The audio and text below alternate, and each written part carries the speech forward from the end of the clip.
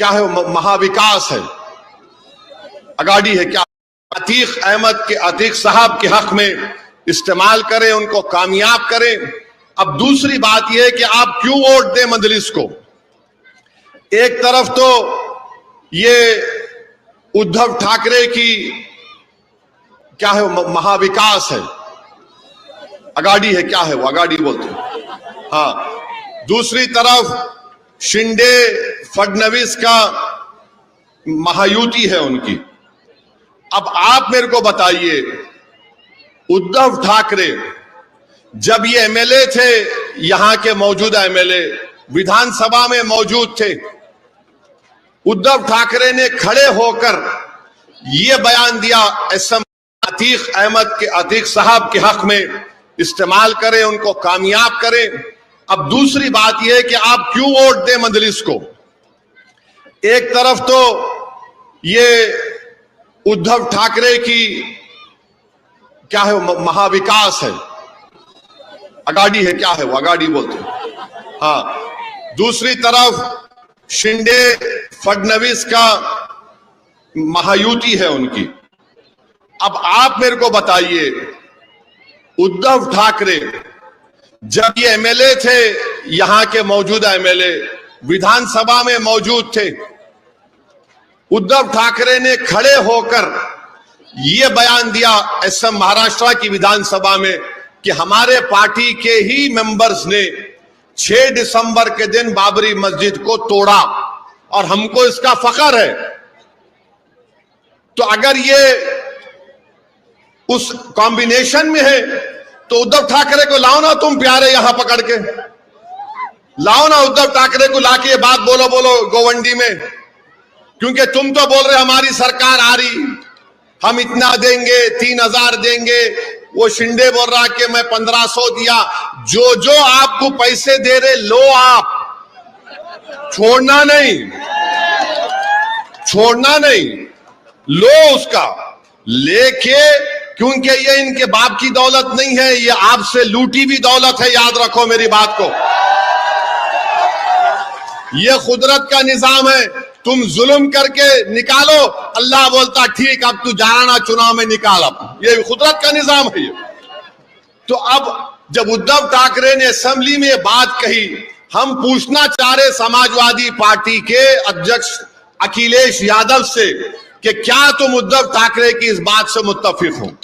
मैं इनसे नहीं पूछ सकता, मेरा डायरेक्ट अखिलेश यादव को मैं देखता हूं अपने लेवल पे।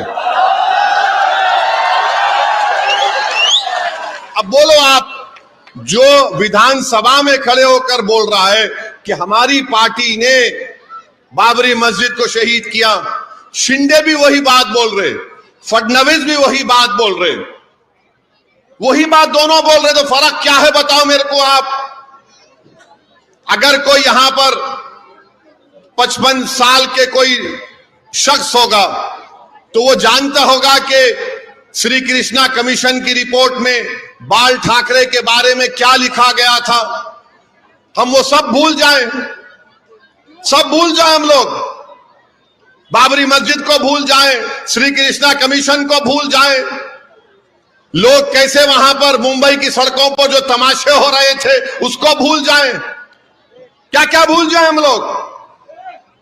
मेरे अजीज दोस्तों और बुजुर्गों, इसीलिए हम आपसे अपील कर रहे हैं कि 20 नवंबर के दिन मुत्तहदा तौर पर आप अपने के कोर्ट का इस्तेमाल करिए। क्या इनकी भी लड़ेगा, मगर इलेक्शन लड़ने के लिए अगर कोई बोलेगा कि मैं शख्सियत हूं, मैं एक शख्सियत हूं, मेरे को वोट दो, तो कभी भी उसको वोट नहीं देना। आप साथ देना जमात का, आप साथ देना उस पार्टी का जो तुम्हारे साथ नहीं है, उसको गाली दे दो। अभी मुझे बता रहे थे अतीक कि जब वो कुछ काम कर रहे थे, लाइब्रेरी की जमीन के लिए कर रहे थे, तो उनको भी आप नवाज दी अपनी जबान से।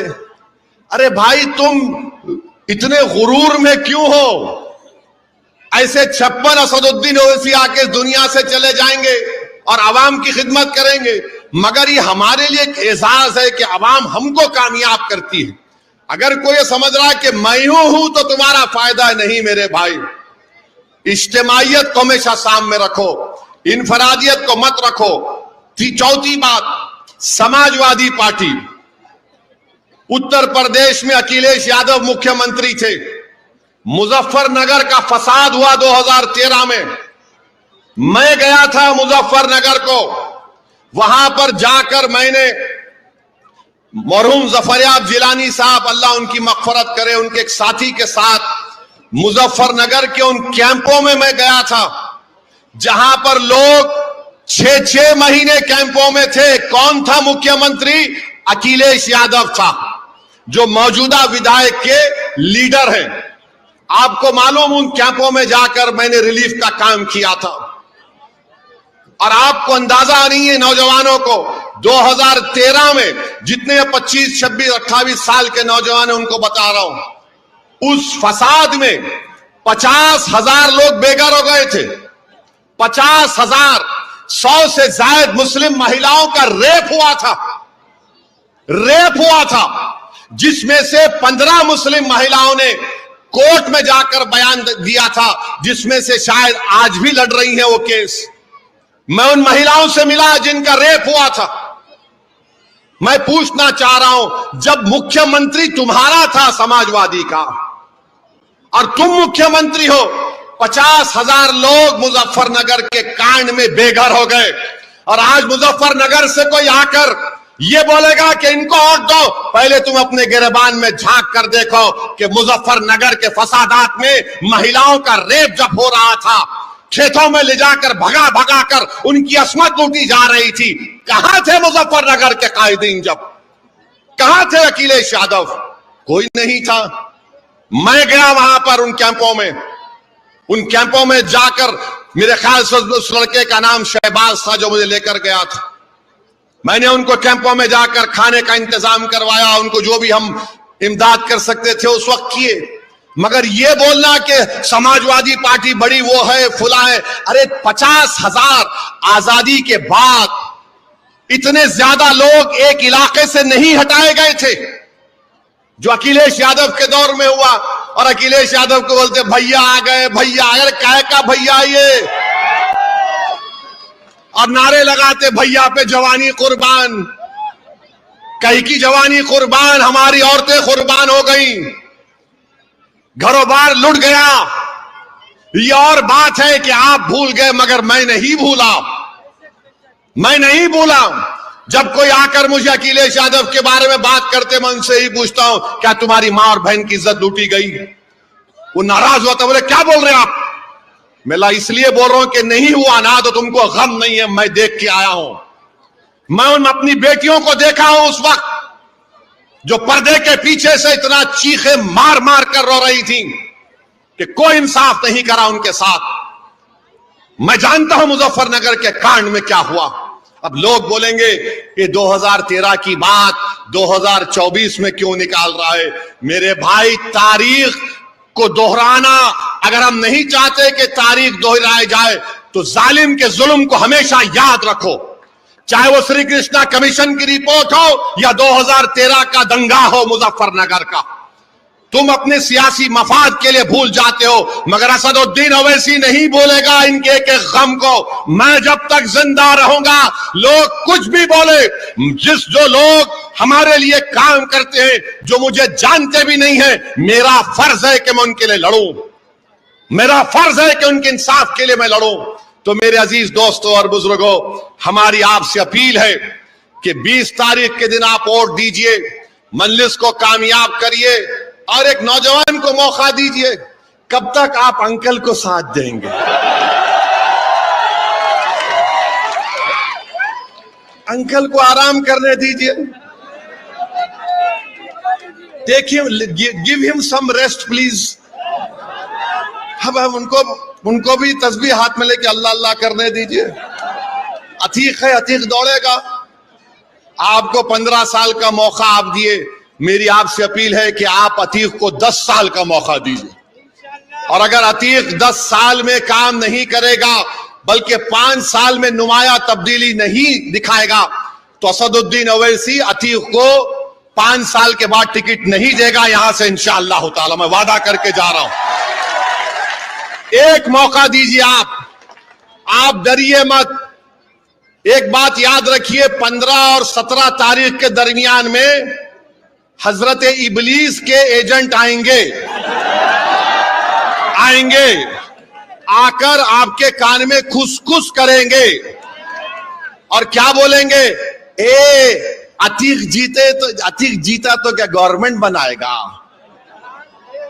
अतीक जीतेगा तो क्या मंत्री बनेगा, अतीक जीतेगा तो क्या करेगा। अरे देखो, अगर अतीक को तुम वोट डाले तो कहीं भाजपा ना निकल जाए, तो उसका जवाब ये वायरस फैलाएंगे कोविड का, ये कोविड का, मेरे पास इसका वैक्सीन है। तो अभी से इन लोगों को इंजेक्शन देके जा रहा हूं और जिस्म के किस हिस्से पे दे रहा हूं आप तय कर लो, मैं नहीं बोलूंगा कुछ भी।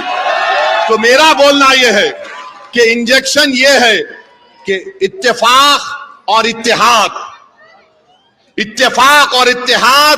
इन तमाम ताकतों को शिकस्त दे सकेगा।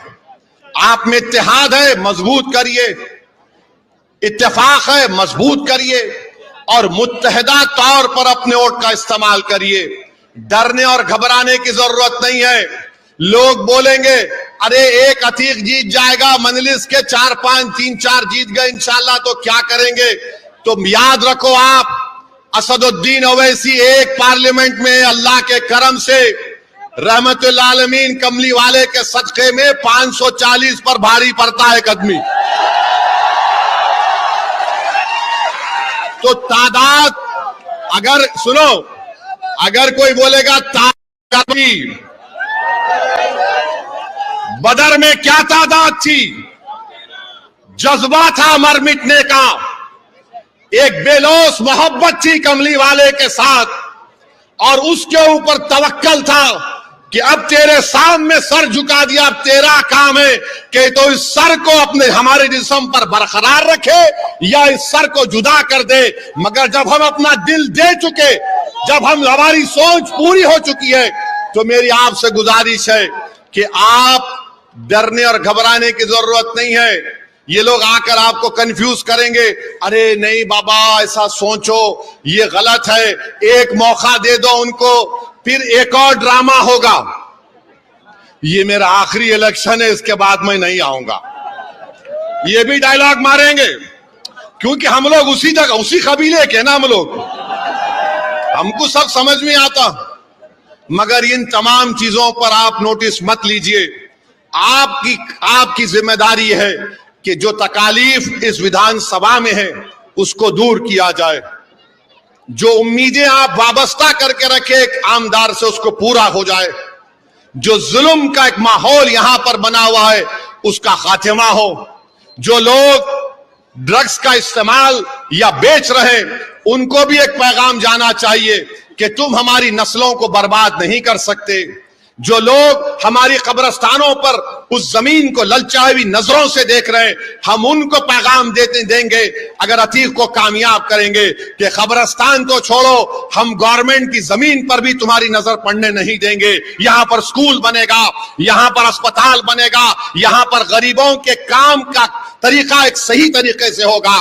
तो यही चंद गुजारिशात मैं आप तक बोलने के लिए आया हूं। मैं माजरत चाहता हूं, मैं और ज्यादा बोलना चाहता था, मगर यहां से मुझे भिवंडी वेस्ट को जाना है वारिस पठान के लिए। तो मेरी आपसे गुजारिश भी है कि आप कसरत से दुआ करिए मजलिस इत्तेहादुल मुस्लिमीन के उम्मीदवारों के कामयाबी के लिए। आप कसरत से दुआ करिए कि एक नौजवान खड़ा हुआ है, एक नौजवान बहादुरी और बेबाकी के साथ एक 15 साल के एमएलए के खिलाफ खड़ा हुआ है, एक नौजवान शिंदे और फडणवीस की हुकूमत के खिलाफ खड़ा हुआ है।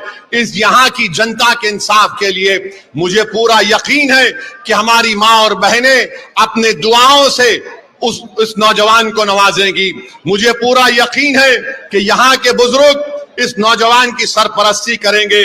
मुझे पूरा यकीन है कि यहाँ के गयूर नौजवान अतीक से खंदा मिलाकर इंशाअल्लाह ताला 20 तारीख को उसको अपना नया विधायक बनाएगी और 23 तारीख के दिन अतीक को दूल्हा बनाकर इंशाअल्लाह ताला पूरे गवंडी में उसको फिराएगी। बहुत